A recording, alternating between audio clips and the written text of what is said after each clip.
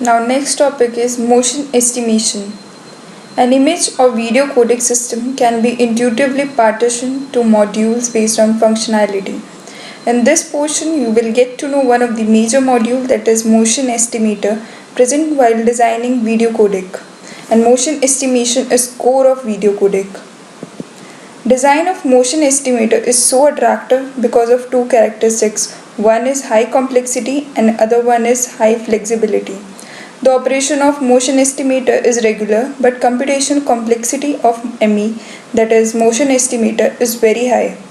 So it is most critical block of encoder. For a software codec, ME is most time consuming module. For a hardware codec, ME consumes most of resources including gates, bandwidth and power.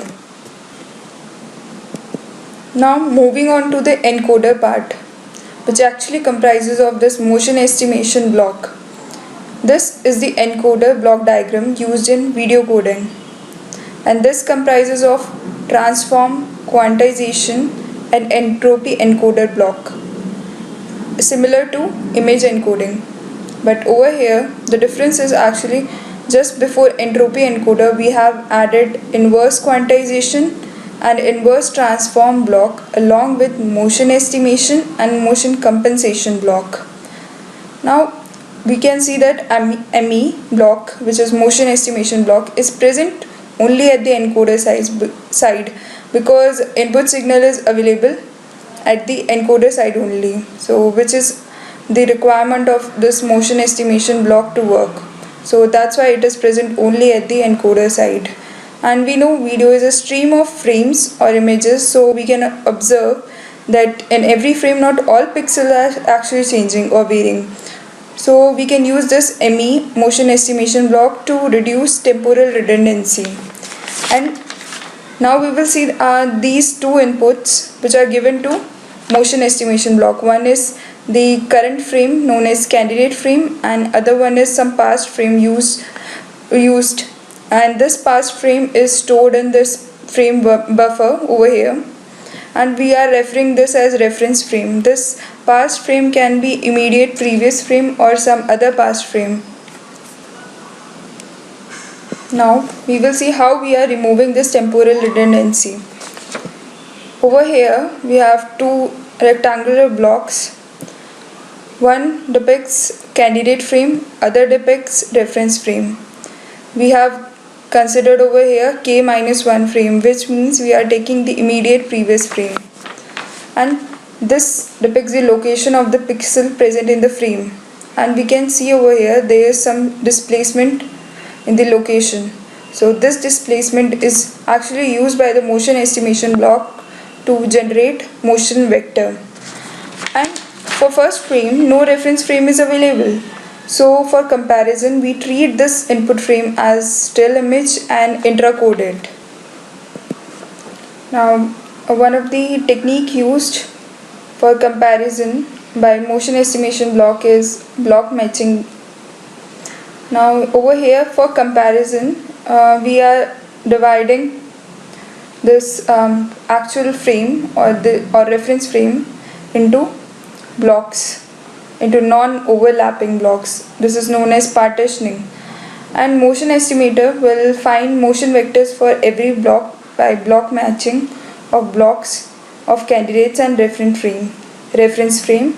And over here these blocks, this frame is actually divided into blocks, and these blocks actually is a group of pixels. Suppose we have 8 by 8 block, and so we will have 64 pixels. This computational complexity increases as we have to determine motion vector for every individual block. And suppose again we have a 8 by 8 block, so we have to search for 64 pixels only for one search position, and so this introduces computational complexity. While comparison, search range is defined. It can be over the entire window specified, or it can limit our search to certain range based on the searching mechanism we are using. Block matching uses some of the measures to perform comparison and to calculate motion vector. First one is mean of square error, known as MSE. Now over here, this MSE is given by this equation.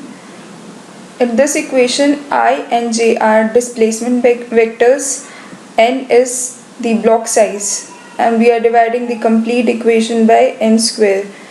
That's why it is known as mean square error. And the summation shown in this equation denotes that we are searching over the entire window, and difference between these two, that is the difference in the intensity of pixels at different locations of candidate frame and reference frame. This is given by this portion of the equation, and then we are squaring this equation, and then we actually find value of MSE for different values of I and j, and among those we will find minimum value of MSE at for I and j value, and then we use this minimum value of MSE to calculate the motion vector given by this equation written over here. And this MSE has limitation, which is it requires large number of resources to carry out addition, multiplication and squaring, which actually makes the hardware costly, and also because of large number of computations, software also becomes time consuming. Therefore, to have a better solution, we take the absolute difference in intensity, which is the one of the block matching measure known as mean of absolute difference, or MAD. This equation depicts MAD, mean of absolute difference, how we are calculating that for different values of I and j once again. So as we know, n is the block size. This summation again shows that we are searching over the entire window, but the only difference over here is we are not actually squaring this difference, intensity of pixel of candidate frame and reference frame. Instead we are taking the absolute difference. So that's why the computations carried out, number of computations carried out in MSE was large, but over here as we are not squaring, so that's why number of computation reduces as compared to MSE, that is mean of square error. Now next measure is matching pixel count, or MPC. Now over here, if we decide a threshold value and if absolute difference in intensity is less than or equal to threshold given by this equation, then pixels at locations n1, n2 of k frame is said to be matched with pixels at location n1 plus I, n2 plus j of k minus 1 frame. We will keep the count at n1, n2 and define this by binary quantity given as 1 if this absolute difference is less than or equal to threshold value, otherwise 0. Using this, we are again calculating MPC value, that is MPC value matching pixel count given by this equation for different values of I and j. And using maximum of this MPC, we will take maximum value of MPC for that we have calculated for different values of I and j. Out of that, we will consider only the maximum, and that maximum is used to calculate the motion vector.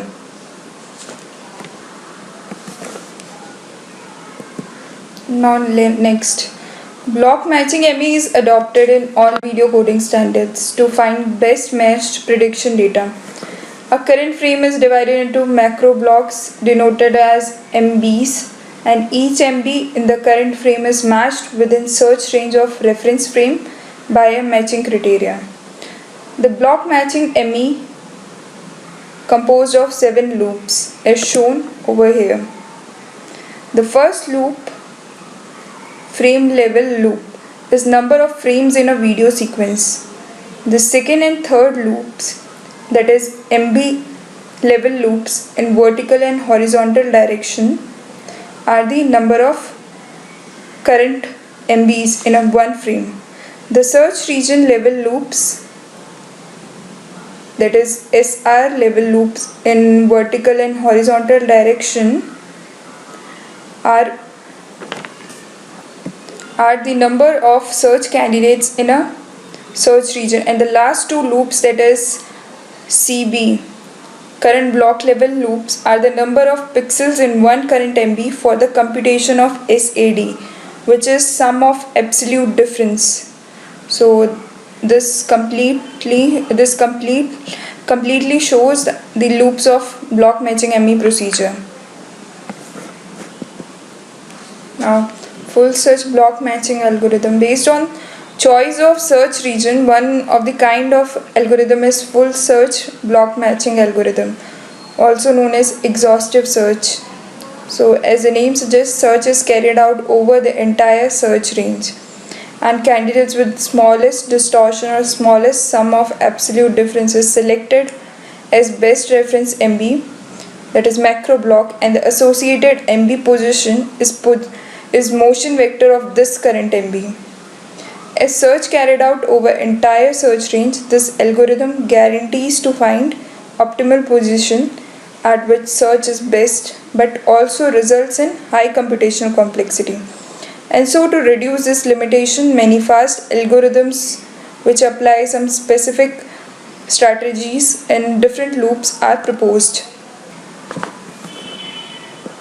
Now we will move on to the fast motion estimation techniques used to reduce computational complexity in full search block matching algorithm. Full search block matching algorithm guarantees to get minimum solution unless gone wrong in choosing wrong window size, but fast motion estimation technique will be computationally efficient but not guarantee minimum solution, but provide suboptimal solution.